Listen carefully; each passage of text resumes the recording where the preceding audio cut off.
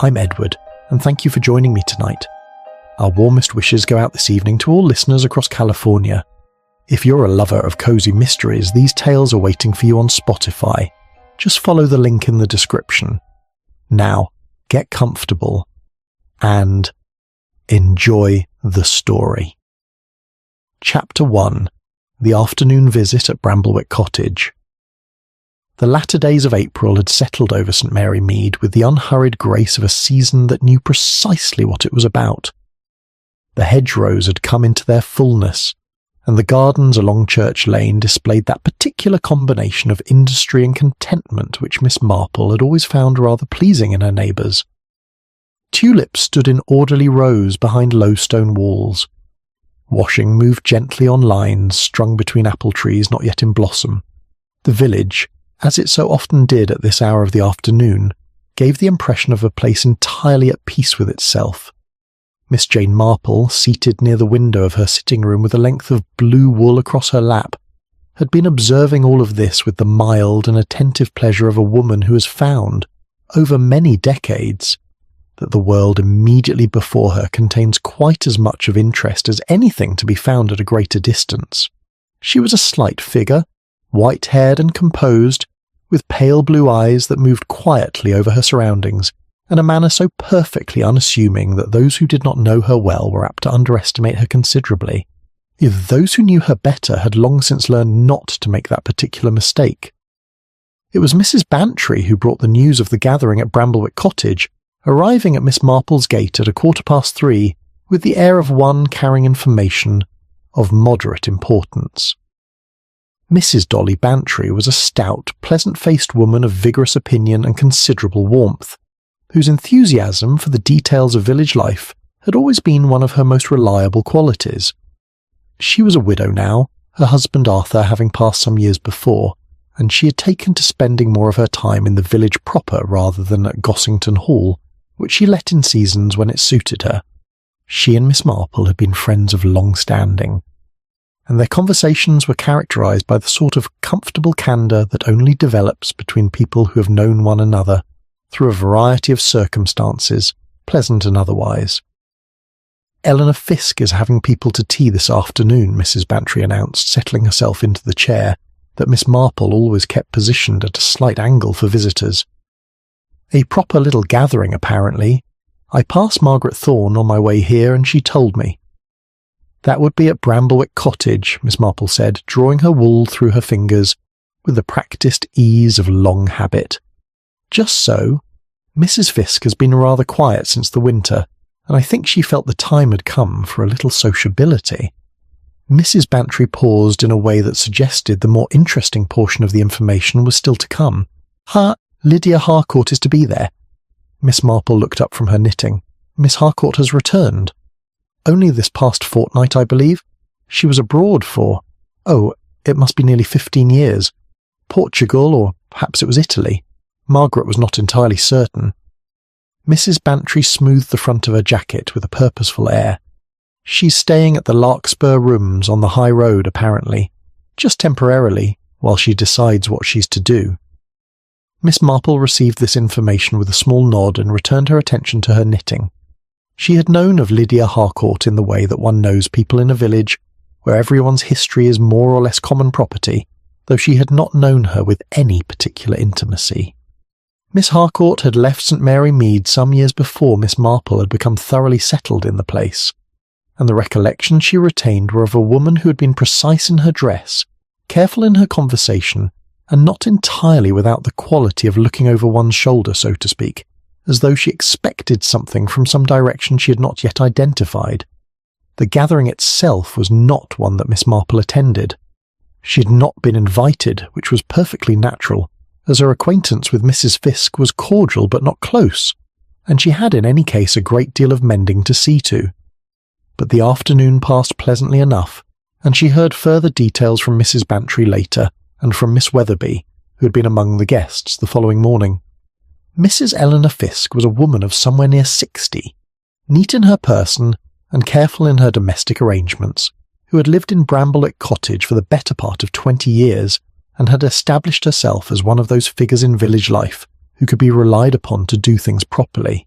Her teas were always well presented. Her sitting room was always in good order. She was not precisely a warm woman, in the sense that warmth implies spontaneity, but she was consistently agreeable, and in a village the value of consistency is not to be underestimated. The cottage itself sat at the quieter end of a lane that curved away from the main road, set behind a low wall over which a climbing rose had been trained with considerable patience. Inside, it was the sort of room that suggests a life arranged with great care. Curtains of a muted green, a mantelpiece on which several small ornaments were disposed at precise intervals, and a writing desk in the corner that always appeared somewhat too tidy to have been recently used. The sitting room faced the garden, and the window, when the curtains were drawn back, admitted a pleasant afternoon light. Among the guests that April afternoon, in addition to Mrs. Bantry, who had accepted her invitation with the promptness she always showed when curiosity was engaged, there was Miss Wetherby, a small, sharp-featured woman of 63 who had lived alone since her brother's departure for Canada, and who considered herself, with some justification, to be among the best-informed residents of St. Mary Mead. There was also Mrs. Pauline Chegworth, whose husband was something to do with the county planning office, and who brought to every social occasion a quality of alert watchfulness that she herself would have described as being interested in people, though others used slightly different terms. And then there was Miss Lydia Harcourt herself. Miss Harcourt was somewhere in her late 50s, and had the appearance of a woman who had lived abroad long enough to acquire certain habits of posture and expression that set her slightly apart from those who had remained. She was thin, with a composure that was clearly well practised, and she wore her grey hair in a fashion that was slightly more studied than the village norm.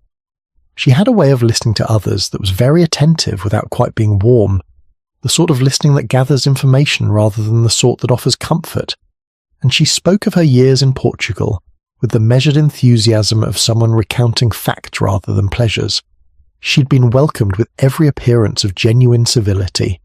Mrs. Fiske had risen to greet her, had taken both her hands in the manner of one reuniting with a long-separated acquaintance, and had guided her to the chair nearest the window with small, hospitable gestures that could not have been faulted. Tea had been brought through promptly. The cups were of the good china, not the everyday set, and the sandwiches had been prepared with obvious thought.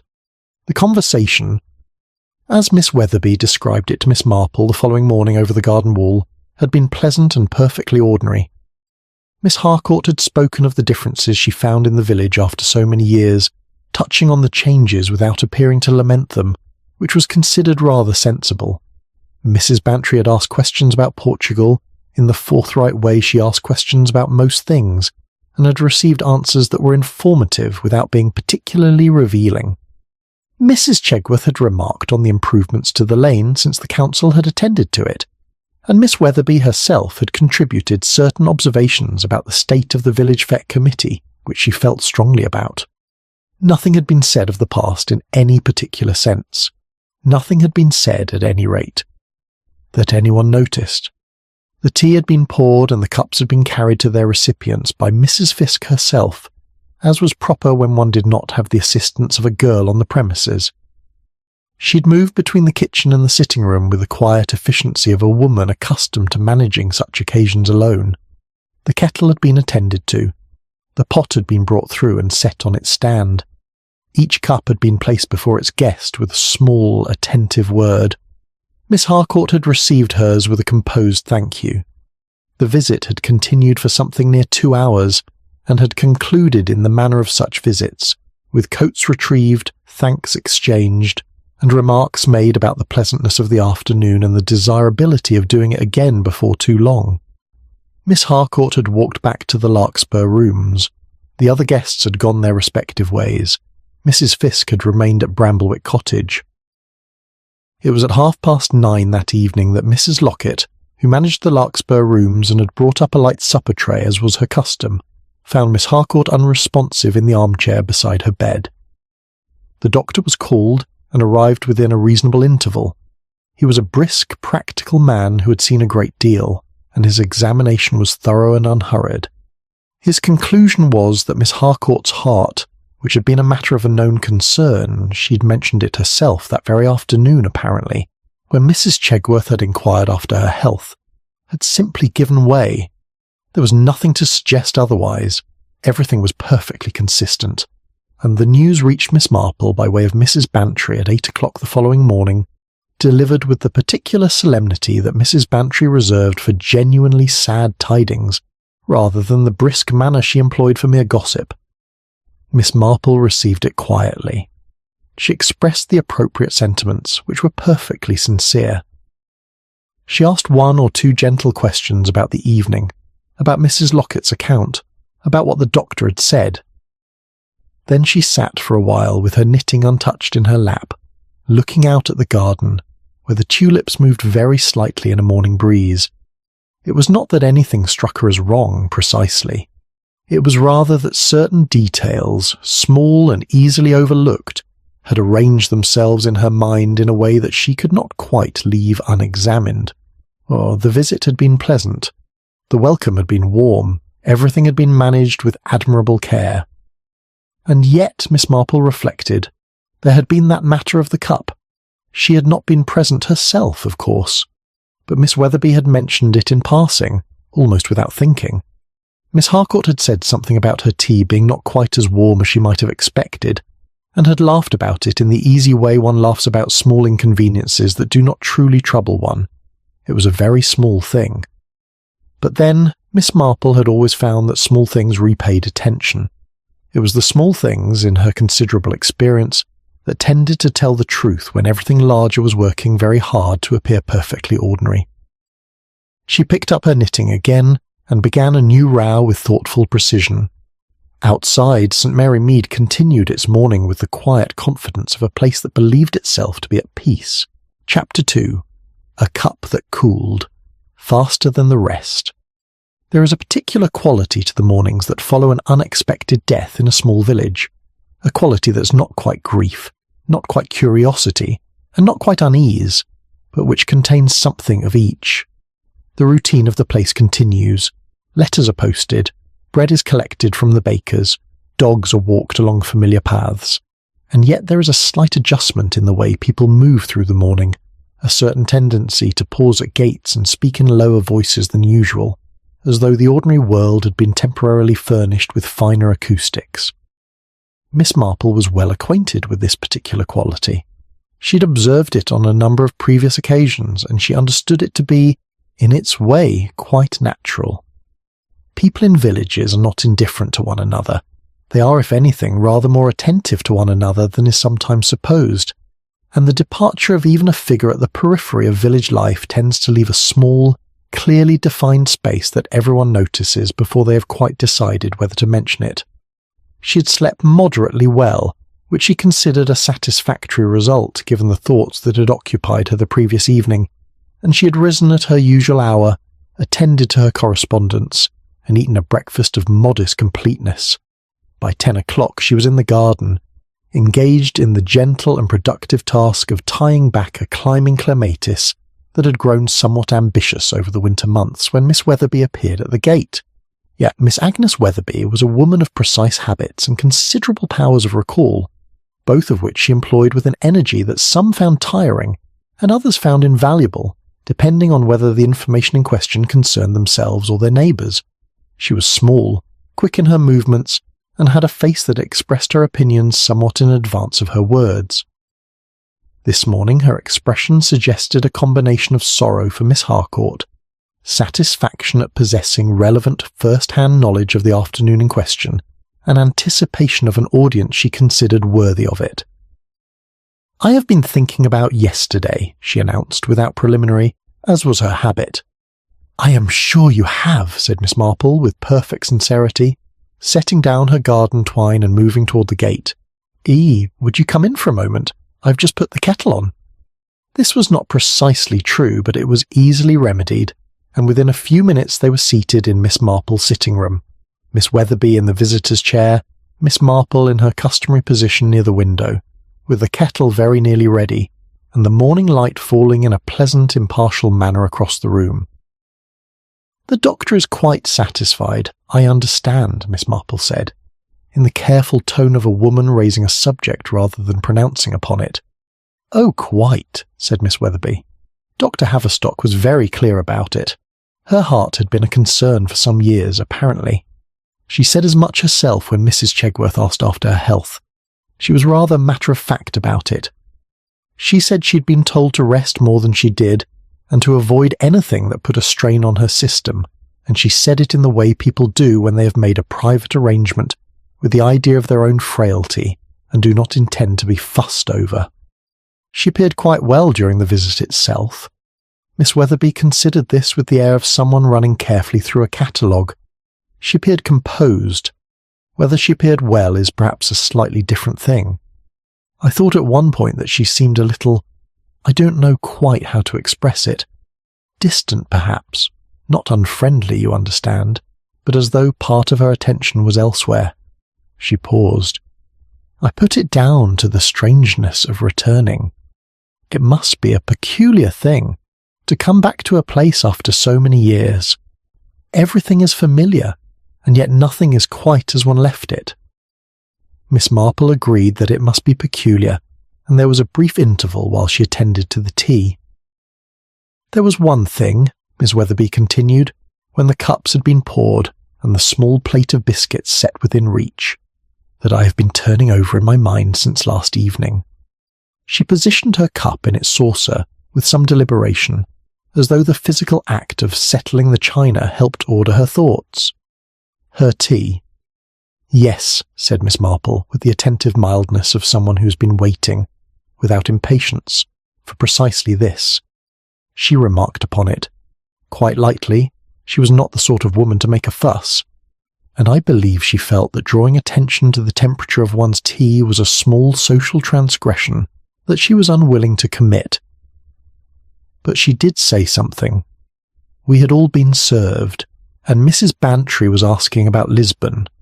It was Lisbon after all, I have since remembered quite clearly, and Miss Harcourt lifted her cup and then set it down again, and she said, in rather a quiet way, almost to herself, that the tea seemed to have cooled more quickly than one would expect. Miss Weatherby looked up. I thought nothing of it at the time. One's tea does sometimes cool unexpectedly. A thin cup, a draught, any number of things. I believe I made some small sympathetic noise, and then Mrs. Bantry said something further about Lisbon, and the moment passed. Did Mrs. Fiske hear the remark? Miss Marple asked. Miss Weatherby thought about this. I cannot say with certainty. She was in the act of returning to her chair. She had been up to adjust something near the window, I think, or possibly to see to the sugar, and she would have been at a slight distance, but the room is not a large one. She pursed her lips thoughtfully. Whether she heard it or not, she did not respond to it. That I am fairly certain of. Miss Marple nodded and turned her gaze toward the garden for a moment, though her expression suggested that she was not particularly attending to what grew there. It was, as she had said to herself the previous evening, a very small thing. A cup cooling faster than expected was not, in isolation, an event that demanded explanation. Cups were subject to any number of variables. The thickness of the porcelain, the positioning relative to a window, the length of time between pouring and serving, the quantity poured in relation to the size of the cup. Any competent person could account for a degree of variation with complete ease, and it would be the work of a moment to dismiss the whole matter as the sort of trivial domestic inconsistency that fills a life without troubling it. And yet, Miss Marple was a woman who had spent a great many years attending to precisely those observations that everyone else had already dismissed. It was not that she distrusted the obvious explanation. It was rather that she had found, through decades of quiet watchfulness, that the obvious explanation and the complete explanation were not invariably the same thing. The first was generally arrived at without effort. The second frequently required that one sit with one's knitting and think quite carefully about the things that had been noticed and then set aside. She thought about cups. She thought about the particular cup that had been placed before Miss Harcourt, the good china, blue-edged by her recollection of similar cups she had seen at Bramblewick Cottage on other occasions. She thought about the process of pouring. The pot lifted, the tea dispensed, the cup carried across the room, She thought about the interval between the kitchen and the sitting room, which was not a great distance. She thought about how a cup of tea, properly made with a heated pot and a recently boiled kettle, maintained its temperature for a reasonable period, long enough certainly for a guest to receive it still comfortably warm. For the tea in Miss Harcourt's cup to have been noticeably cooler than the others would have required some explanation. Either the cup had stood for longer before being served, which was possible, but which would have been remarked upon more generally, or the tea had been poured from a portion of the pot that was for some reason cooler, which did not accord with how tea behaved in a properly prepared pot, or, and this was the thought that Miss Marple turned over with the careful attention she gave to things that inconvenienced her, something had been introduced into that particular cup which had affected its temperature in a way that a casual observer would not immediately connect to anything other than the ordinary variability of domestic life. She was not, she reminded herself firmly, proposing anything as yet. She was merely thinking. It was an entirely preliminary sort of thinking, the kind that requires a great deal more information before it becomes anything more definite, and she was well aware that the information she possessed at present was quite insufficient to support any conclusion of weight. A cooler cup was a cooler cup. The reasons for it might be numerous and entirely innocent. But it was the remark itself that stayed with her, the fact that Miss Harcourt had noticed, the fact that she had mentioned it lightly, almost to herself, the fact that it had been noticed and then forgotten by everyone in the room except for Miss Weatherby, who had a memory for small things, and Miss Marple, who had a particular interest in them. "You say she set the cup down again after remarking on it," Miss Marple said, returning from the garden with her attention. "She did. And then Mrs. Fiske, now that I think of it, asked if she should bring a fresh cup, and Miss Harcourt said no, it was perfectly fine. She was sure it would be quite all right, and she drank it without further comment." Miss Weatherby tilted her head. "Which is the sort of thing one does, isn't it? One does not wish to be a trouble." "No," said Miss Marple, "one does not." She lifted her own cup and drank from it, finding it pleasingly warm, and thought that there was something rather important in what Miss Weatherby had just said, though she was not yet entirely sure of its shape. Miss Harcourt had noticed. Miss Harcourt had spoken, and then, reassured or perhaps simply unwilling to press the matter, she had drunk her tea. Miss Marple set her cup down with a small, quiet movement, and returned to her knitting. The morning continued around them, a cart on the lane, the distant sound of Mrs. Jennings's gate, a blackbird very decided about something in the apple tree. "Such a gentle way to have gone," Miss Weatherby said, after a pause, in the softer register she reserved for genuine feeling. "In her chair, I understand, quite peacefully." "So it appears," said Miss Marple. She added a stitch, and did not say anything further, but her pale blue eyes, resting briefly on the middle distance, had in them the expression of a woman who has picked up a thread, quite a fine one, the sort that is easily lost if one is not paying attention, and has decided very quietly to follow it. Chapter 3. A pale ring along the teapot rim. The day after Miss Weatherby's visit brought with it a light rain that moved across the village in a considerate manner, wetting the paths and freshening the gardens without making itself a nuisance. Miss Marple spent the morning indoors completing 2 letters she had begun the previous week, and making rather good progress on the blue wool, which had been waiting patiently for her attention. She ate a light luncheon, and then sat for some time reading a novel that a niece had sent her, which she found competent but not particularly surprising. The afternoon, in other words, passed in the manner that afternoons in late April sometimes do, a little grey, a little settled, and not without its quiet satisfactions.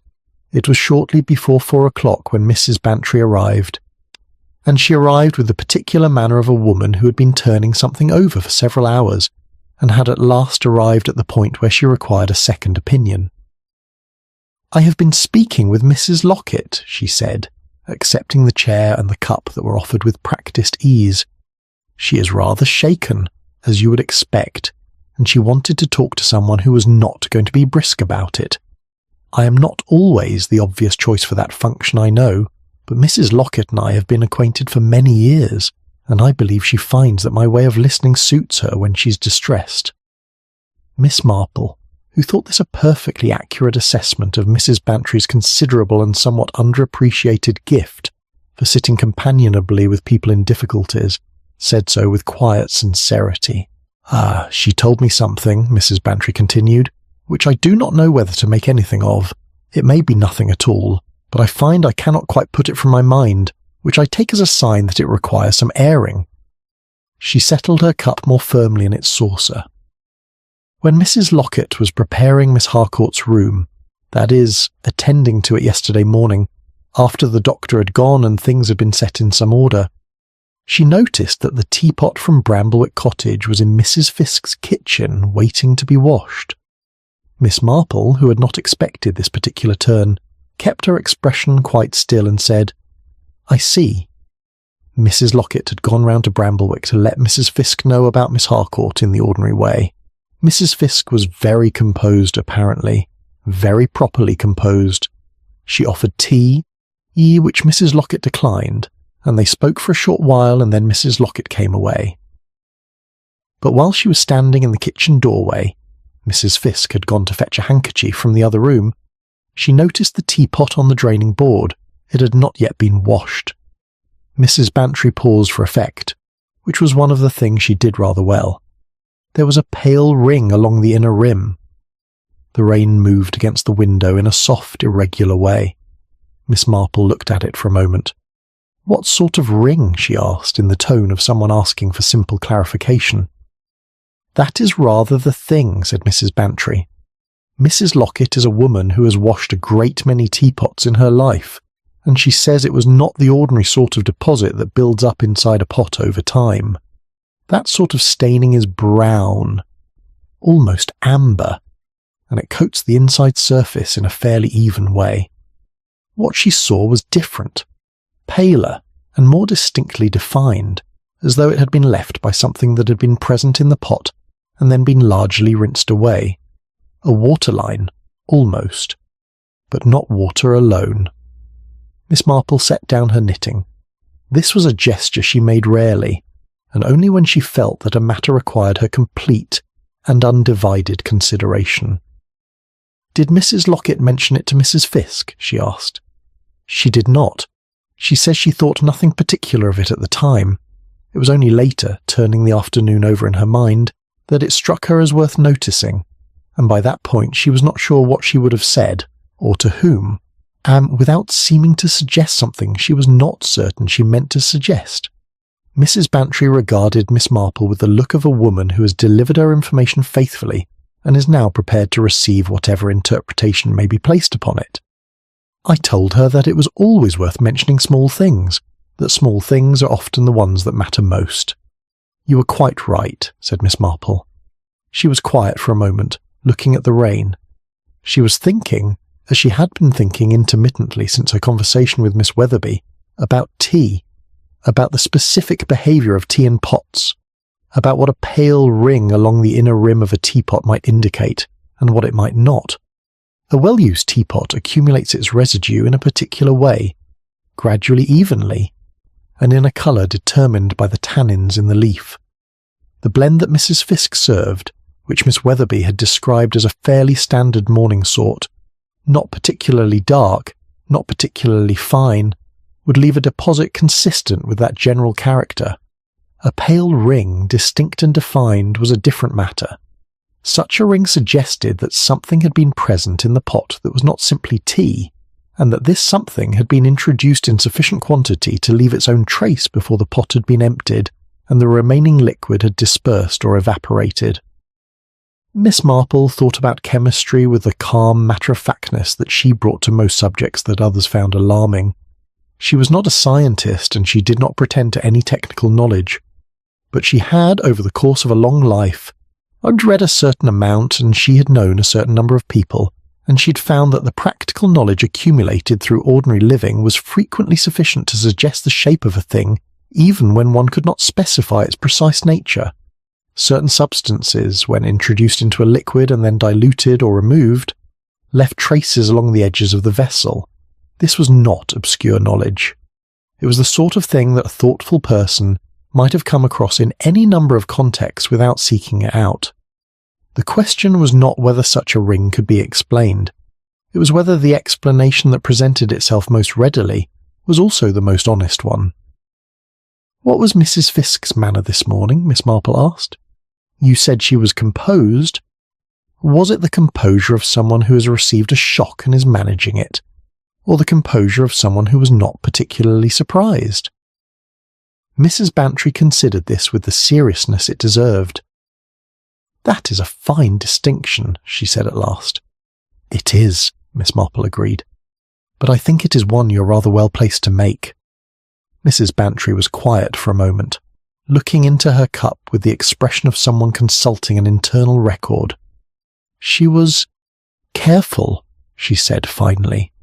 "That is the word I keep coming back to." She expressed the appropriate feelings in the appropriate sequence, and she did it quite convincingly, but there was something underneath that struck me, and I mean struck me at the time before any of this other business, as being not quite spontaneous, as though she had considered what the correct response was and had then produced it, rather than simply responding. She looked up. "Though I ought to say that some people are naturally like that. It does not necessarily signify anything." "No," said Miss Marple, "it does not necessarily signify anything at all." But she picked up her knitting again as she said it, which Mrs. Bantry had learned over many years of their acquaintance was not always a sign that the subject was closed.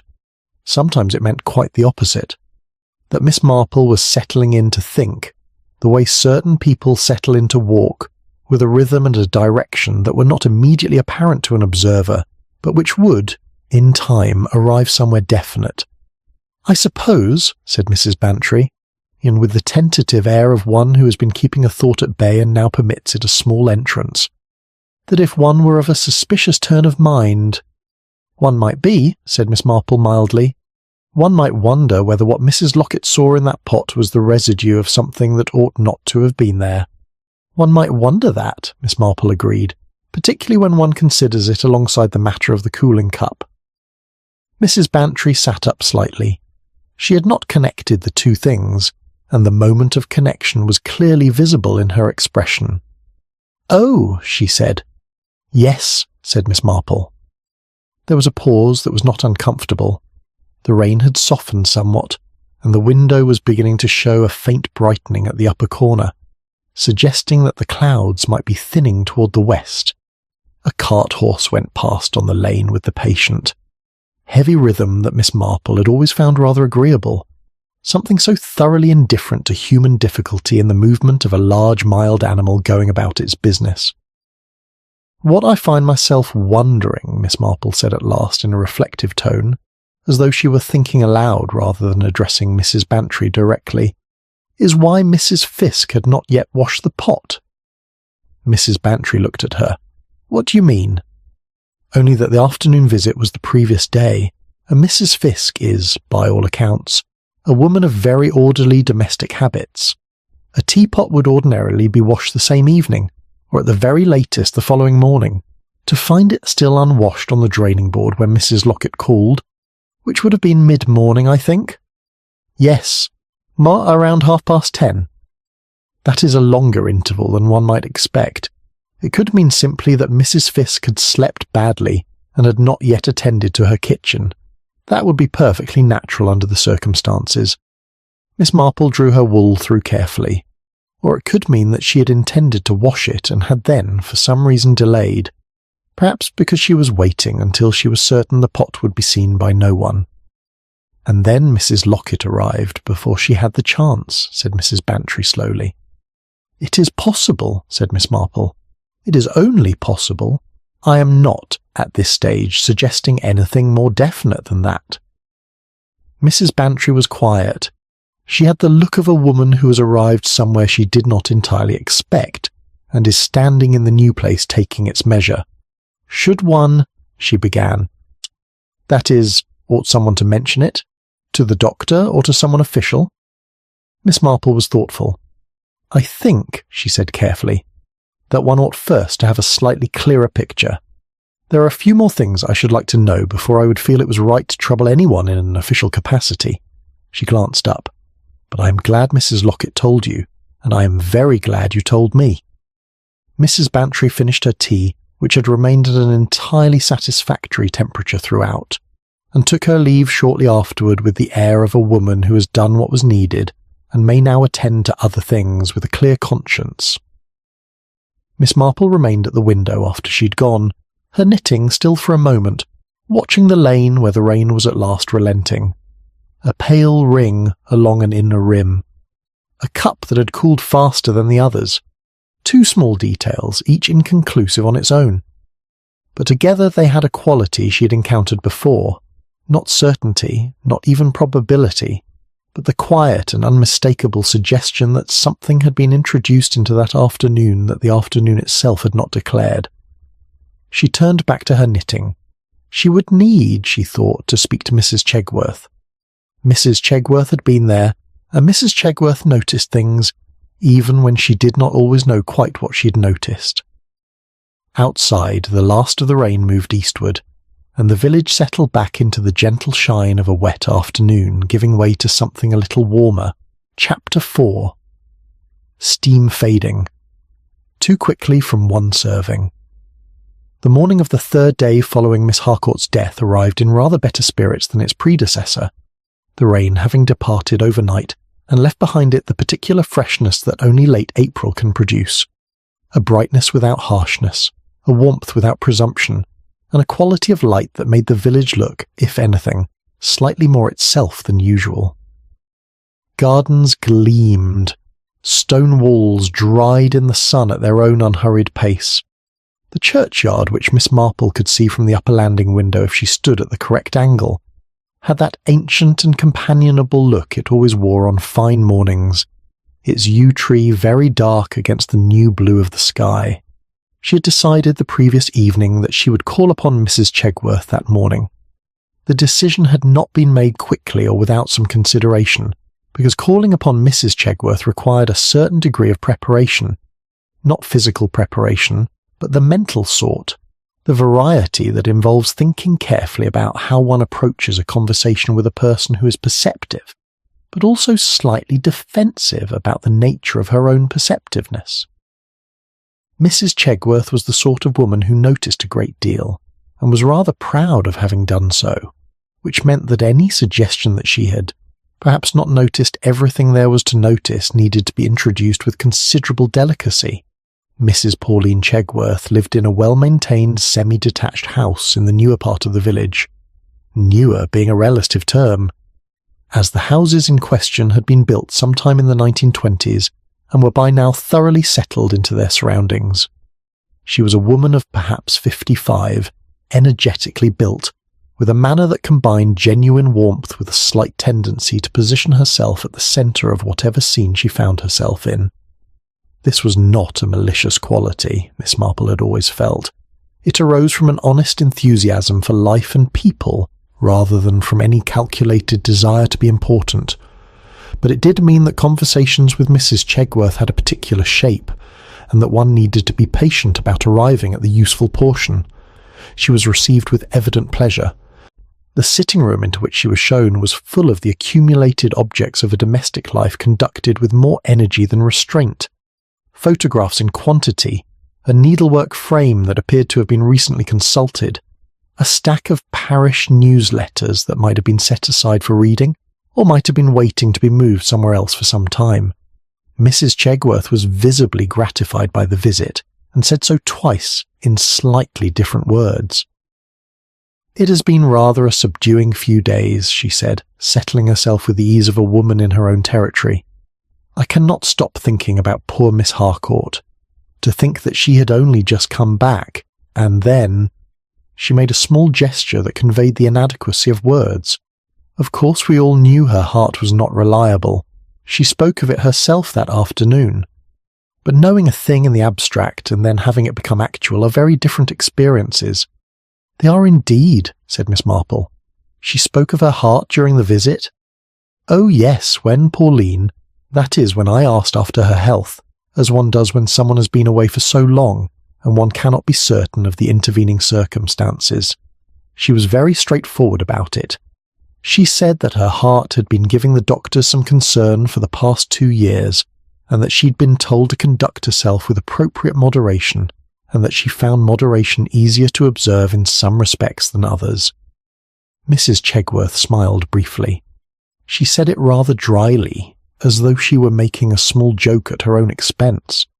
She seemed well otherwise? Comfortable during the visit? She seemed... Mrs. Chegworth paused, and Miss Marple was pleased to observe that the pause was genuine, the sort produced by actual thought, rather than by the desire to appear thoughtful. She seemed composed, very much in possession of herself. Though I did notice, and I did think it at the time, I'm not constructing it in retrospect, that she seemed slightly distracted at moments. Not inattentive exactly, but as though she was aware of something operating at the edge of the afternoon that the rest of us were not entirely privy to. This was, Miss Marple reflected, quite an interesting observation, and rather more precisely expressed than she had expected. She stored it with care. And the tea itself, she said, in a tone that treated the question as entirely incidental. I believe Mrs. Fiske served the good china. She did, yes. It was very nicely done altogether. The sandwiches were excellent, and the fruitcake was her own, I believe, rather than from the baker's. She takes a pride in her table, and I think the occasion of Miss Harcourt's return gave her a reason to take particular care.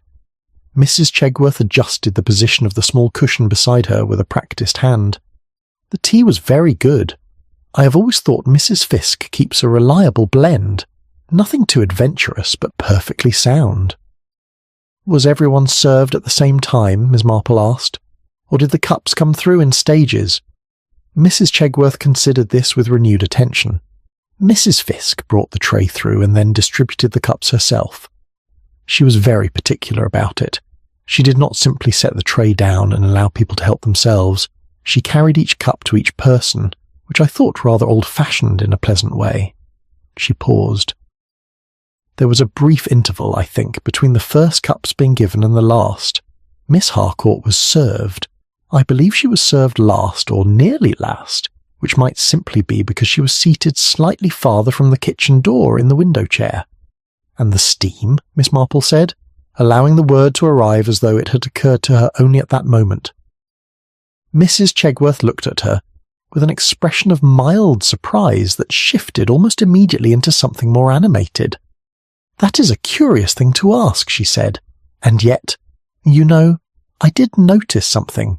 I noticed it at the time and then entirely forgot about it until just this moment." She sat forward slightly. "When Mrs. Fiske carried Miss Harcourt's cup across the room, I happened to be watching.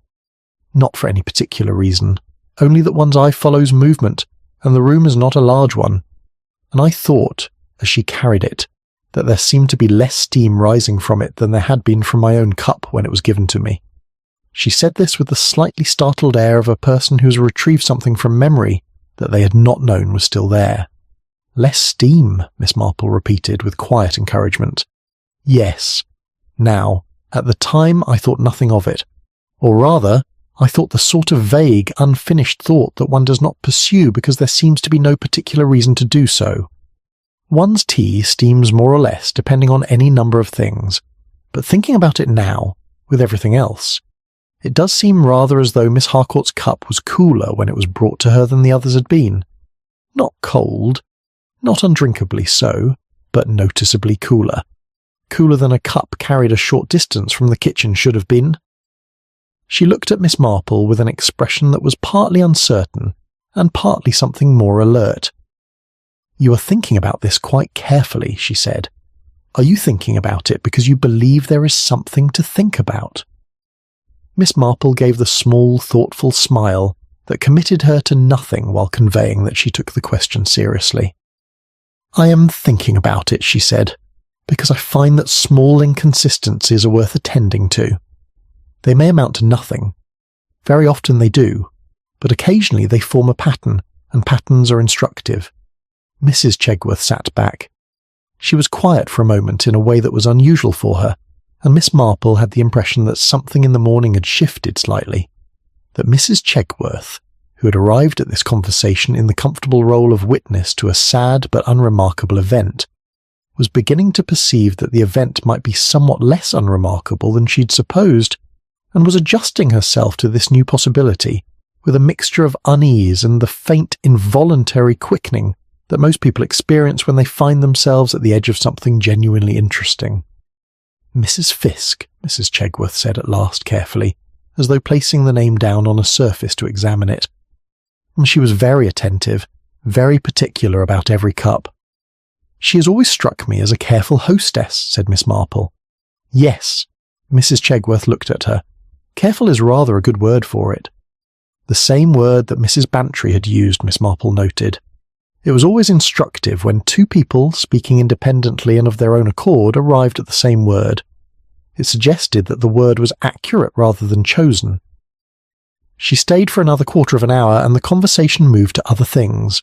The parish newsletter, the question of the new bench near the post office, and the general outlook for the garden fete, which was still some weeks away but already a subject of opinion, and Mrs. Chegworth accompanied her to the door with every expression of goodwill, and the slightly heightened look of a woman who anticipated sitting down very shortly to think over what had just been said. Miss Marple walked back along the lane in the mild morning sun with the deliberate, unhurried pace of a woman doing her thinking on her feet. Three guests had now, independently of one another, contributed a piece of the same picture. Miss Weatherby had remembered the remark about the cooling cup. Mrs. Locket had observed the ring inside the pot, and Mrs. Chegworth had recalled, with the precision of someone who notices without always knowing what they have noticed, that the steam from Miss Harcourt's cup had been less visible than it ought to have been. Each detail was small, each was explicable in isolation, but together they were accumulating into something that had a direction, and a direction Miss Marple knew from long experience was a thing that merited following. She turned at the corner toward home, and resolved that the following morning she would think very carefully about kettles. Chapter 5. A letter folded inside a travel case. Miss Marple had intended to spend the following morning thinking about kettles, as she had resolved to do on her walk home from Mrs. Chegworth's. She had found, over the years, that thinking about one specific and apparently mundane object was frequently more productive than thinking about a problem in its general outlines, because the specific object had edges and a weight and a set of practical behaviours that the mind could work with, whereas a general problem had a tendency to expand in whatever direction one was not looking and become difficult to hold. A kettle was a kettle. It did particular things in particular circumstances, and it was in the particular that the useful questions tended to live. She did not, however, spend the morning thinking about kettles, because at 9:30 Mrs. Bantry arrived at the gate again, and her expression made it immediately clear that she had come with something of substance. "Mrs. Locket has been to see me," she said, once she was inside and settled. She would not go to anyone official. She was very firm about that. She said she may be making a great deal out of nothing, and she would not have it on her conscience to have set something in motion unnecessarily. But she felt she had to tell someone, and she thought of me. She was quite right to, said Miss Marple. Mrs. Bantry accepted this, and then produced the substance of her visit with the directness of someone who's been sitting on a thing long enough that sitting on it has become uncomfortable. She found a letter, she said, among Miss Harcourt's belongings. She was attending to the room, sorting the personal effects before Miss Harcourt's solicitors are notified, which falls to Mrs. Locket as the one responsible for the rooms, and she found a letter folded inside a travel case. Not concealed exactly, but placed with deliberate care among the lining, as though it had been kept safe rather than hidden. "What sort of letter?" asked Miss Marple. "That is rather the point," said Mrs. Bantry. Mrs. Locket read enough of it to understand that it referred to some earlier arrangement, her word was understanding, between Miss Harcourt and another party whose name she did not make out clearly from the portion she felt it right to read.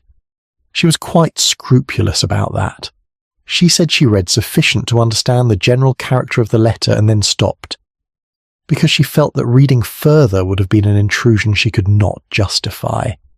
"A very proper instinct," said Miss Marple. "The gist of it, as Mrs. Locket understood it, was that Miss Harcourt was expected back, that her return to the village was not an independent decision, or at least not entirely so. That there was some previous matter which had been, in Mrs. Locket's phrase, kept alive between them, whatever them signified, and which Miss Harcourt's return was intended to address." Mrs. Bantry paused. The letter was not recent. From the appearance of the paper and the look of the hand, Mrs. Locket believed it was some years old, possibly many years, but it had been kept, and it had been brought back with Miss Harcourt in the travel case, which suggests it held a significance she had not let go of. Miss Marple was still for a moment. The window admitted the ordinary sounds of mid-morning, a bicycle, the distant exchange of two women at the corner, a dog with opinions about something beyond the hedge. These sounds gave the room a kind of textured quiet that Miss Marple found conducive to careful thought. "A letter from before her departure," she said at last, half to herself, "kept for 15 years and brought back to the village where it was written." "That is rather what Mrs. Locket thought," said Mrs. Bantry, "and what I thought upon hearing it." Miss Marple looked at her. Could Mrs. Locket say anything further about the hand the letter was written in? Whether it was a man's or a woman's, for instance, or whether there was anything distinctive about it? Mrs. Bantry had anticipated this question, which was one of the things that made her a useful person in these circumstances. She said the hand was careful. Her word again, I notice. It does seem to attach itself to this business rather persistently. She said it was the sort of writing that had been formed with attention, not quickly or casually, and that it was a hand she might have expected to belong to a woman of education and habit. She was not willing to say more than that, because she was conscious that she had formed an impression from a limited reading, and did not wish to overstate it. "No," said Miss Marple, "she was quite right to be cautious." She sat with this new piece for some time after Mrs. Bantry had gone, turning it in her mind with the patient attention she gave to things that had not yet declared their full significance. A letter kept for 15 years, a return that had not been simply the impulse of a woman wishing to revisit her past, an understanding, as Mrs. Locket had called it, a word that implied mutual knowledge, shared expectation, perhaps even obligation. Miss Marple found herself thinking about the nature of long-held things, not grievances precisely, though grievances were certainly among them, but the broader category of things that people carried forward through their lives without resolution, unfinished conversations, unaddressed wrongs, matters that had been set aside not because they no longer signified, but because the moment for addressing them had passed, or had seemed to pass, and then had suddenly, unexpectedly, represented itself again. She thought about Miss Harcourt as she'd been described, composed, attentive, with a quality of awareness that Mrs. Chegworth had called distraction, but which might equally be described as watchfulness.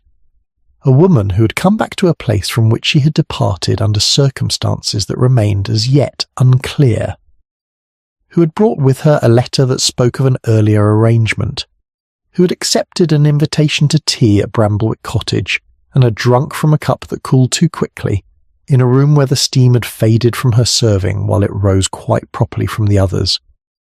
Miss Marple set down her knitting and went to the small writing desk in the corner of her room, where she kept, among other things, a notebook of the simple, unpretentious variety, the sort sold at any stationer's, with a mottled cover and narrow lines. She opened it to a fresh page and wrote in her small clear hand 3 things. The letter was old. It had been kept. It had been brought back. She looked at these 3 facts for a moment, and then wrote a 4th, which was more in the nature of a question. Brought back for what purpose? The obvious answer, the one that arranged itself most readily, was that Miss Harcourt had intended to use the letter in some way, to confront someone with it, perhaps, to establish something that the letter proved or attested to. People did not carry 15-year-old letters across a sea and back to the village in which they had been written because they were sentimental about the handwriting. They carried them because the letter still had work to do. And if that were so, If Miss Harcourt had returned with some intention that reached back into her shared history with someone in St. Mary Mead, then her return was not simply the return of a woman grown homesick for the familiar. It was the return of someone who had come to settle something. Miss Marple thought about Mrs. Fiske, about the careful warmth with which she had received her guest, about the good china and the fruitcake made at home rather than purchased, and the attentiveness with which each cup had been carried to each person, about the pale ring along the inner rim of a pot not yet washed, and the cup carried to the window chair that had been cooler than the others before it had even been set down. She thought about the sequence of things, not as individual facts, but as a sequence, the order in which they had occurred, and what that order implied about the mind that had arranged them. Nothing had been hurried, Mrs. Lockett had said about Mrs. Fiske's manner the morning after. Everything had been composed and orderly, and Miss Marple, who had spent a great many years studying the difference between people who were composed because they were calm and people who were composed because they had prepared themselves, thought that there was something worth attending to in that distinction. She closed the notebook, replaced it in the desk drawer, and returned to her chair.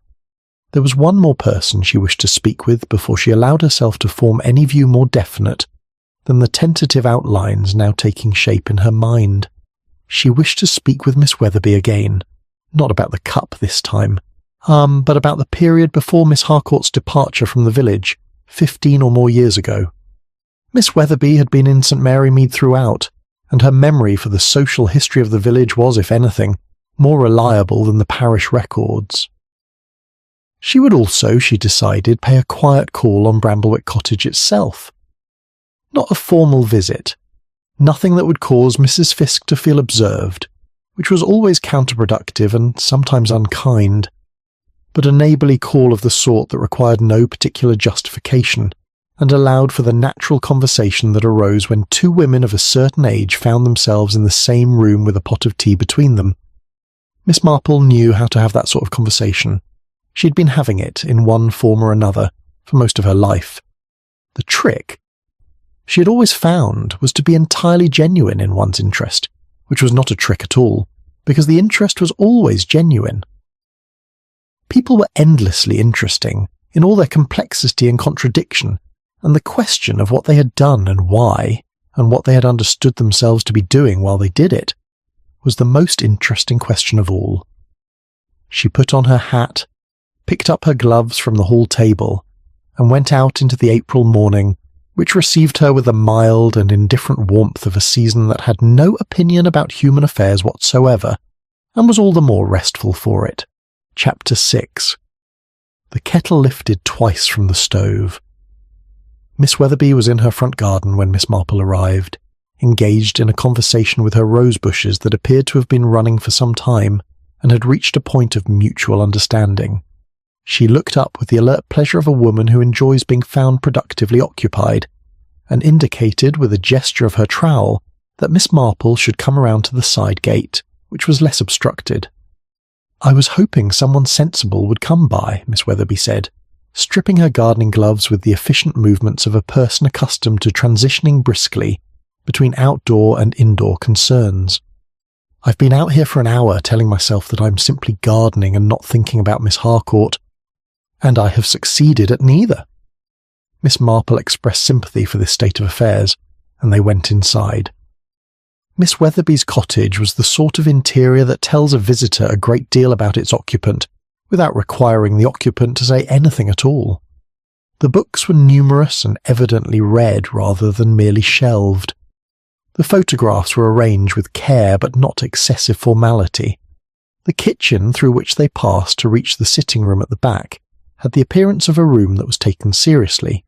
Surfaces clear, implements in their proper places, a herb pot on the windowsill with the slightly overgrown optimism of something tended by a person whose ambitions for it exceeded the available light. When they were settled with tea, Miss Weatherby made hers with the attention of someone for whom the quality of the cup was a point of modest principle. Miss Marple approached her subject by a route that appeared oblique but was in fact direct. "I have been thinking," she said, "about the time before Miss Harcourt left the village. You were here throughout that period, I believe." "I was," said Miss Weatherby, with the particular composure of a woman who has anticipated a question and has been waiting with some patience for it to arrive. "I have been wondering when someone would ask about that." "You remember the circumstances of her departure?" "I remember what was generally understood at the time, which may or may not correspond to the actual circumstances." Miss Weatherby set her cup down. "She left rather abruptly, as I recall. It was generally said that she was going to relatives in Portugal, a cousin on her mother's side who had settled there, and who, it was suggested, required some assistance. That was the account that circulated, and no one had any particular reason to question it. People do go abroad. People do have cousins who require assistance. The two facts together constituted a reasonable explanation, and that is generally sufficient in a village." "But you had some reservation about that explanation," Miss Marple suggested gently. Miss Weatherby considered this with a small, precise movement of her head that was neither a nod nor a shake, but something more nuanced than either. "I would not call it a reservation exactly. I would say that I noticed certain things in the weeks before her departure that I filed away without conclusion. One does, when one cannot see quite what they add up to." "What sort of things?" "There had been a difficulty," Miss Weatherby said, choosing her word with evident care, "between Miss Harcourt and Mrs. Fiske. I do not know its precise nature because neither woman was the sort to discuss personal matters openly, and the difficulty was never made explicit in any conversation I was part of. But there was a change in the quality of the air between them, if one can put it that way. They had been friendly, genuinely friendly, I thought, rather than merely civil, and then something shifted, and the friendship became a performance of friendship rather than the real thing. The visits continued. The greetings were correct, but something underneath had altered. Miss Marple absorbed this carefully, and shortly after this alteration, Miss Harcourt departed. Within 2 months, yes, I remember, because it was around the time of the summer fete, and Miss Harcourt had been expected to assist with the plant stall, and then quite suddenly she was not available, and Mrs. Rendell had to manage it on her own, and was not at all pleased." Miss Weatherby permitted herself a small reminiscent expression that suggested Mrs. Rendell's displeasure had been expressed at some length and in considerable detail. "Miss Harcourt came to say goodbye to people individually, I recall. She came to me one afternoon quite properly and thanked me for various kindnesses. She was composed, as she always was, but there was something held very tightly beneath the composure, something that I thought at the time was either grief or anger, and that I was never certain which. Did she say anything that has remained with you?" Miss Weatherby was quiet for a moment, looking at the middle distance with the concentrated expression of someone sorting through a large collection of stored material. "She said one thing which I have thought about occasionally over the years, though it seemed at the time simply a parting remark of no particular significance. She said, and I believe I have it accurately, because it struck me as slightly unusual in its phrasing. She said, 'Some things keep, Miss Weatherby, rather better than one expects.'" She looked at Miss Marple. "I took it to mean that friendships endure, or that good memories persist. It is the sort of thing one says when leaving, but thinking of it now, in the light of the letter Mrs. Bantry has told me about, for Mrs. Bantry did tell me, I hope you will not mind, it seems to me that it might have meant something rather more specific." Miss Marple did not mind in the least, and said so. Mrs. Bantry's habit of sharing relevant information with Miss Weatherby was something she had long since accounted for in her calculations. "Some things keep," she repeated quietly. "Yes, I think you are right that it may have had a more particular meaning." She paused. "Did you ever form any impression of what the difficulty between them might have concerned? Even the vaguest impression?" Miss Weatherby turned her cup in its saucer, a gesture that in her signified not nervousness but careful thought. "There was a man," she said at last, in the tone of someone producing a fact they have not previously stated aloud. "I do not know who he was, or what his connection was to either of them, but in the period immediately before the change in the friendship, there had been a man visiting the village. He was connected to Mrs. Fiske in some way, A relation or an old acquaintance, I was never certain.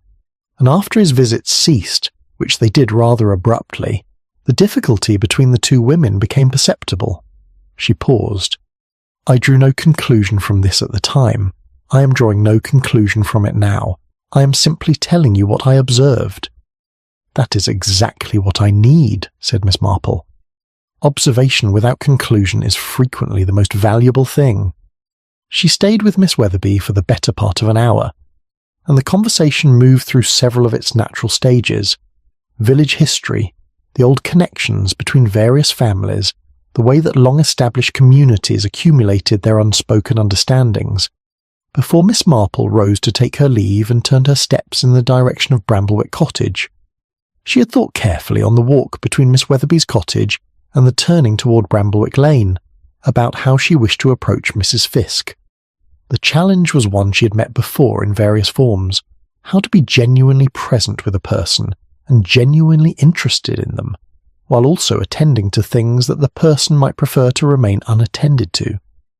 The answer, she had always found, was simply to be herself, because being herself required no effort of concealment and left the mind free to observe clearly. Mrs. Fiske received her with a cordiality that was precisely what Miss Marple had expected, warm enough to constitute genuine welcome, measured enough to suggest that it was also an exercise in management. She was a trim woman, as always, in a grey wool skirt and a blouse that Miss Marple associated with the sort of person who considered that the home, however private, was not an excuse for carelessness. Her hair was neat. The sitting room into which Miss Marple was shown was in perfect order, the cushions disposed with the precision of someone who had attended to them that morning. The teapot, Miss Marple noticed, was not in evidence. A different one had been set out, smaller, plainer, and conspicuously different from the good china service. Miss Marple noted this with the mild, impartial attention she gave to all domestic arrangements. They spoke initially of Miss Harcourt, of the sadness of her passing, of the strange coincidence of timing that had brought her back to the village only to have her leave it again so finally and so soon. Mrs. Fiske expressed all of this in terms that were appropriate and clearly rehearsed, not in the sense of being insincere, but in the sense of having been visited several times before the words were spoken aloud. You had known her well, I believe, Miss Marple said, at a moment that felt natural, before she went abroad. We had been acquainted, said Mrs. Fiske, a slight pause. Quite well acquainted. Yes. It must have given you a great deal of pleasure when she returned, Miss Marple said, with the pleasant, uncomplicated warmth of a woman for whom such statements were always literal. Old friendships have a quality that newer ones rarely achieve. Something moved very briefly in Mrs. Fiske's expression, something that was gone before it had fully arrived, and she said that yes, she had been very glad to see Miss Harcourt again, and that it was a great pity that things had ended as they had. I have been thinking about the afternoon, Miss Marple said, allowing a small, slightly vague expression to settle on her features, the expression of a woman pursuing a gentle curiosity rather than anything more purposeful. I was not there myself, of course, but from what others have described it sounded very pleasant. You managed everything so capably, the tea, the sandwiches, the whole occasion. Mrs. Fiske accepted this with a composed modesty. I believe you attended to the kettle yourself, rather than allowing anyone to assist? Miss Marple continued in the same tone of mild, admiring inquiry. I always manage the kitchen alone, said Mrs. Fiske. I find it simpler. Quite so, said Miss Marple pleasantly. I believe you had occasion to lift the kettle more than once during the afternoon. Someone mentioned it in passing. Mrs. Chegworth, I think, or perhaps Miss Weatherby. This was not precisely accurate, but it was not false either, and Miss Marple had found that a slightly imprecise attribution was considerably less alarming to a person than a precisely accurate one. It struck whoever mentioned it as a mark of your thoroughness, i.e. ensuring everything was properly attended to. There was a pause that was slightly longer than the pause that would have been natural. One does check, said Mrs. Fiske at last. When one is managing a gathering alone, one checks rather more than one might if one had assistance. The kettle, the water, the temperature. One goes back and forth more than a guest would realise. "Yes, of course," said Miss Marple, with a smile that concluded the subject with perfect pleasantness, and asked if she might admire the climbing rose through the window. She walked home in the late afternoon light with a great deal to consider. Mrs. Fiske had not denied going back to the kitchen more than once. She had explained it, elaborated upon it, furnished it with reasons, which was, Miss Marple thought, rather more than a woman with nothing to conceal would ordinarily feel compelled to do. Chapter 7. A window latch left unfastened. The 4th day after Miss Harcourt's death brought with it a quieter mood, both in the village and in Miss Marple herself. There are times in the course of attending carefully to a matter when one has gathered sufficient material to require a period of simple sitting with it. Not inactivity precisely, but a form of patience that allows the gathered pieces to settle into their natural relationships without being pushed. Miss Marple had learned this particular discipline over many years, and she recognised when it was being called for. She spent the morning doing very little of apparent consequence. She attended to her correspondence. She walked to the post office at a pace that permitted her to observe, without appearing to do so, the general state of the lane and the mood of the people she encountered upon it. She stopped briefly at the baker's, where she bought a small loaf and exchanged remarks with Mrs. Henley behind the counter about the likelihood of continued fine weather. She returned home by the longer route, which took her past the end of Bramblewick Lane, and she did not turn into it, but she observed as she passed that the curtains in Mrs. Fiske's sitting room were drawn rather further across the window than was strictly necessary given the angle of the morning sun. It was in the afternoon that Mrs. Bantry came, and with her a piece of information that she had obtained by the simple and reliable method of speaking to the person most likely to have it. "I called on Mrs. Locket this morning," she said. "I've been checking in on her every day or two, as she is still somewhat unsettled by the whole business, and it seemed the decent thing to do. She mentioned something today that she had not thought to mention before, partly because she had not considered it significant, and partly because it was only this morning that she made the connection herself."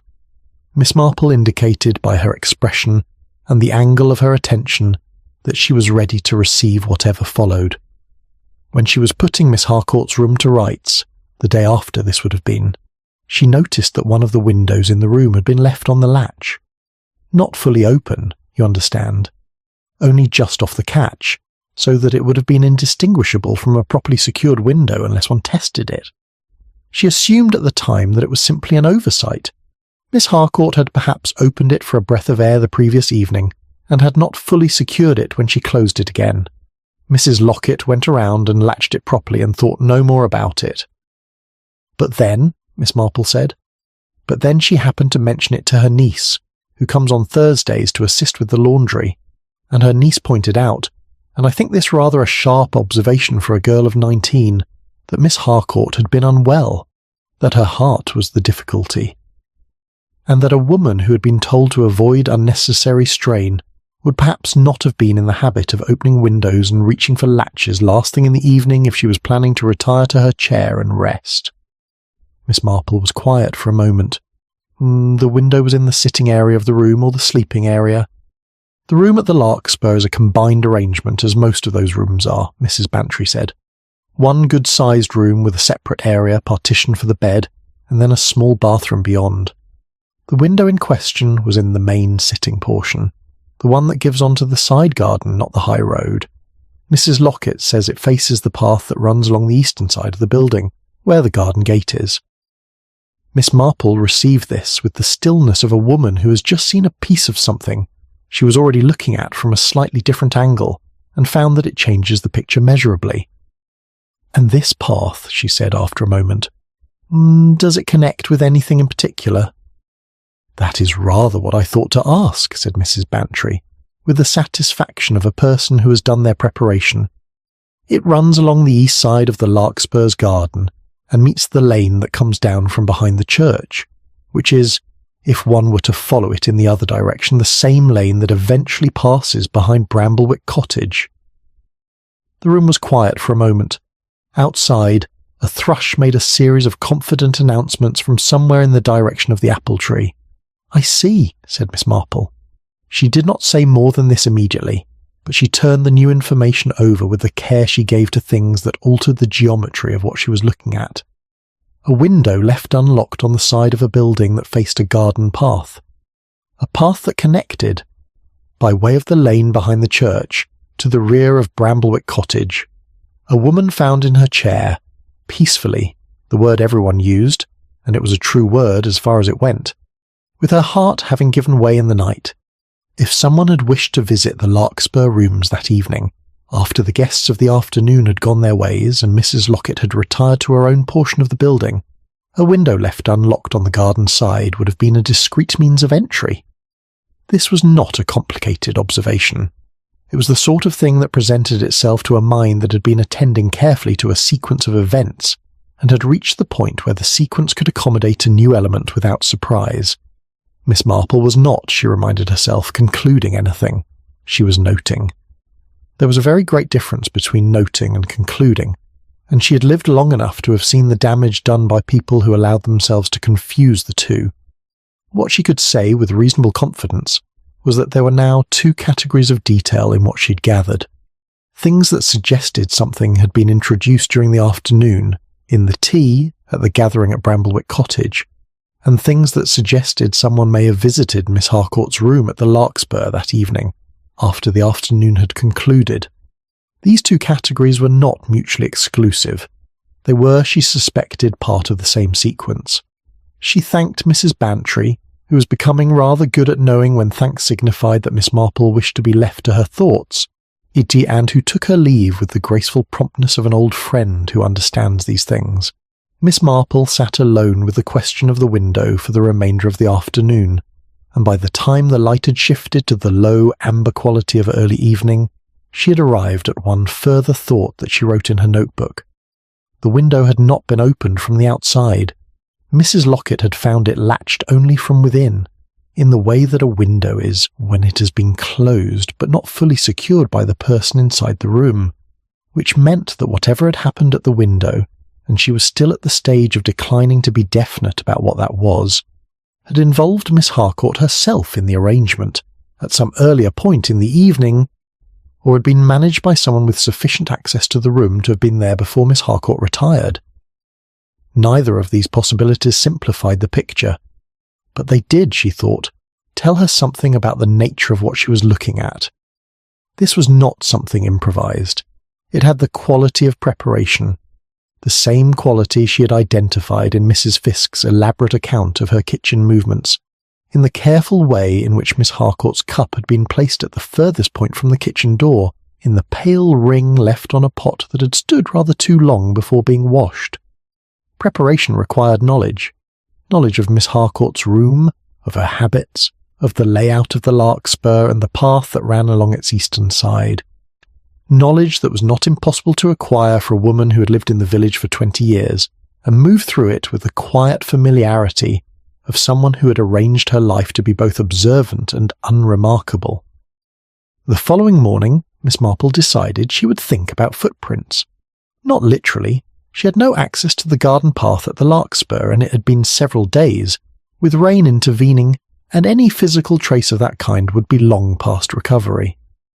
But the principle of footprints interested her, the principle of returning to a place more than once, the principle that when a person revisits an action, they do so either because the first visit was insufficient, or because they are verifying that something is proceeding as expected. She went to bed at her usual hour and slept with the moderate soundness of a woman who has not yet resolved the matter before her, but who has sufficient confidence in her own method to allow the thinking to continue, as it often did, in the quieter registers of a resting mind. She dreamed, though she would not have been able to say why, of a climbing rose, the one at the front of Bramblewick Cottage, trained over the low wall with the patient, determined industry of something that had been guided very carefully into the shape someone else required of it.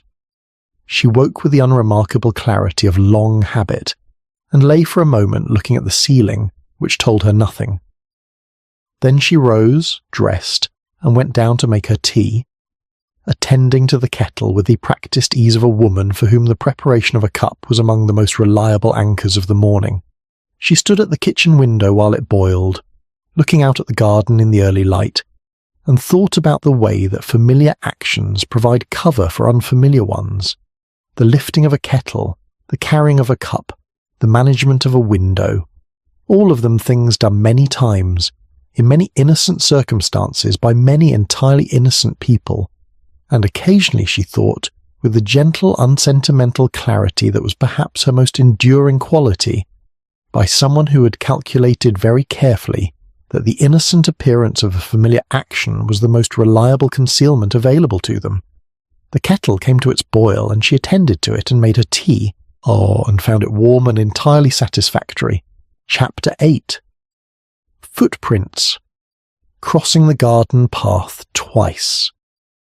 There is a particular quality of attention that develops in a person who has spent many years looking carefully at small things, a quality that is not quite suspicion and not quite intuition, but which partakes of both and exceeds either. It is the ability to hold a detail lightly in the mind without pressing upon it, until the detail itself reveals which way it tends. Miss Marple had cultivated this quality over the course of a long life, and she had found it most reliable precisely when she was least conscious of applying it, when she was, to outward appearances, simply going about her day. She was going about her day on the 5th morning after Miss Harcourt's death when she met Mr. Denham Price, at the corner of the lane near the post office. Mr. Price was a man of perhaps 70, lean and deliberate in his movements, who had retired to St. Mary Mead some 8 years earlier from a career in the county's administrative offices, and who had since occupied himself with local history, the cultivation of dahlias, and a quiet but persistent involvement in the affairs of the parish that stopped just short of the committees, while never quite abandoning proximity to them. He was a man who noticed things, as Miss Marple had always appreciated, and who was sufficiently self-aware to understand that what he noticed was not always the same as what had actually occurred. He raised his hat with the slight formality that was characteristic of his generation, and asked after her health with the genuine interest of a man who considers such inquiries worth making properly. "I have been thinking about you," he said, when the usual courtesies had been exchanged.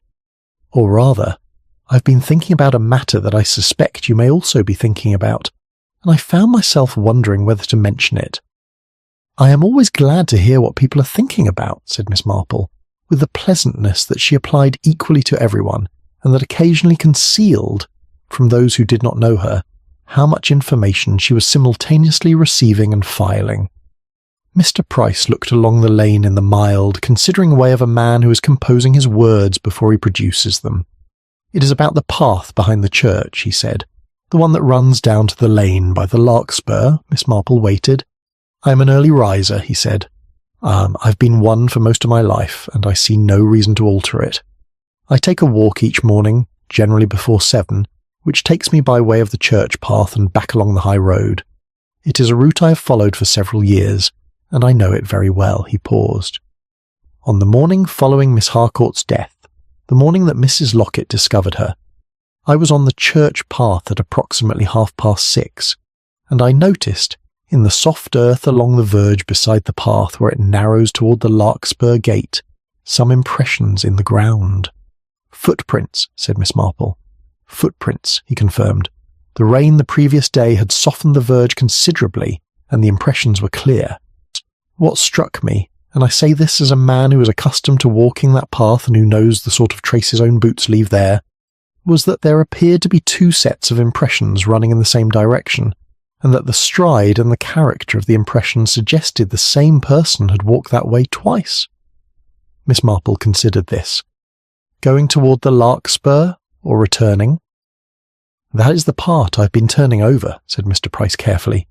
"The impressions ran in both directions, toward the larkspur gate and away from it, but they were of a kind that suggested the same foot had made them, and they were close enough together in their freshness to suggest they had been made within a fairly short interval of one another. Not the difference between a morning walk and an evening one, but something more like the interval between an action and its checking, if you understand what I mean." Miss Marple said that she understood precisely what he meant. "I did not think anything particular of it at the time," he continued. "One does not, unless one has a reason to.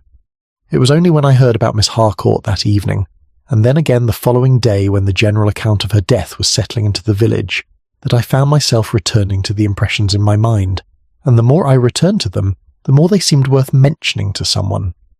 He looked at her with the mild, accurate perception of a man who's been observing village life long enough to know who the someone in question ought to be. "I did not wish to go to the police. I've nothing that would constitute evidence in any meaningful sense.